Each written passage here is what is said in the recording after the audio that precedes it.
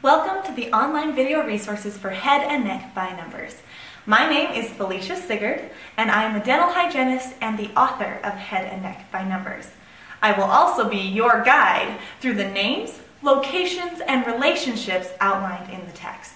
So let's start with how we use the text. It is very important that you do not write the names on the pictures. The whole point is that you're going to write the number that associates with the other page. So then you can flip it around with that coil binding and just look at the image and quiz yourself. So we'll go through, if you're looking at figure 1, the way it would work is I would say number 1 is superior, and on the screen will flash the image of what you need to color.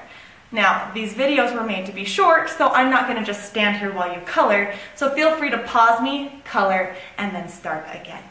Now, we have to get something straight. I am not giving you the grade for this class. So if you find that there's a discrepancy between my book and what your teacher tells you, go with your teacher, okay? But other than that, I think that your teacher and I are both helping you to be a better student and learn anatomy in fun and interesting and hopefully helpful ways. Figure 28 is the posterior superior alveolar nerve block. In anatomy, it's really easy to divide things into systems: the skeletal system, muscular system, vascular, nervous, etc. But that starts to fail you when you get to local anesthesia.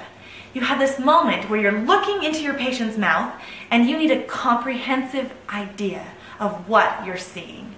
And it's pretty hard to do if you've got the pterygoid plexus from figure 14 and the maxillary bone from figure 2 and the parotid gland from figure 24. So I took these images to combine it all together so you can see how they each interact and so you can be a better clinician. Number 1 is the pterygoid plexus. We've learned about this before on the venous drainage of the head. It is an important structure because it can drain or fill with blood as needed in order to cushion the maxillary artery. But because of its location, an incorrect administration of the posterior superior alveolar nerve block, or the PSA nerve block, can actually puncture the pterygoid plexus and cause a hematoma. Number 2 is that maxillary artery that the pterygoid plexus is protecting. Number 3 is the posterior superior alveolar nerve. As you can remember from our study of the maxillary branch of the trigeminal nerve, the posterior superior alveolar nerve has external branches that go to the buccal gingiva and internal branches that go into the pulps of the molars. Number 4 is the posterior superior alveolar artery. Number 5 is the posterior superior alveolar foramen.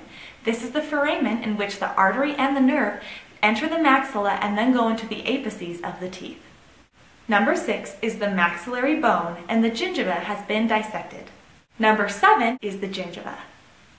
There are 4 areas anesthetized by the posterior superior alveolar nerve block: the pulp of the maxillary second and third molars, the pulp of the first molar except for the mesiobuccal root, the buccal gingiva of the second and third molars, and the buccal gingiva of the first molar except for the mesiobuccal root.